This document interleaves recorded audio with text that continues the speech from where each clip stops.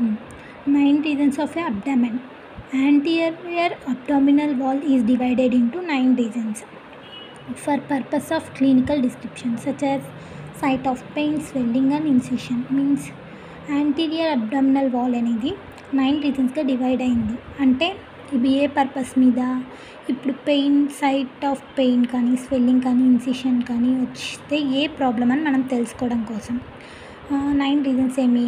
Right hypochondriac epigastric reason, left hypochondriac reason, right lumbar umbilical region, left lumbar, right iliac hypogastric region, left iliac.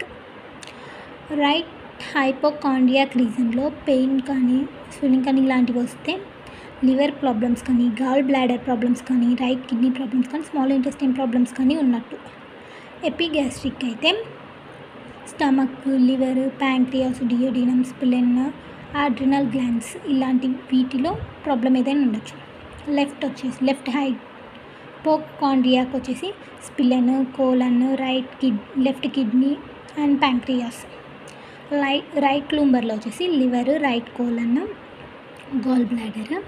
In umbilical region umbilicus, part of small intestine, duodenum, ఎరోటా, inferior vena cava వీటిలో కూడా problems ఉండొచ్చు.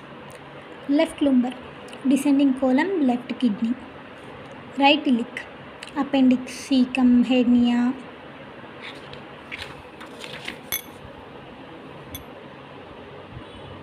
ఇలాంటివి ఉండొచ్చు. Pregnancy problems కూడా రావచ్చు. Hypogastric రీజన్లో వచ్చేసి urinary bladder, sigmoid colon, female reproductive ఆర్గన్స్లో ప్రాబ్లం రావచ్చు.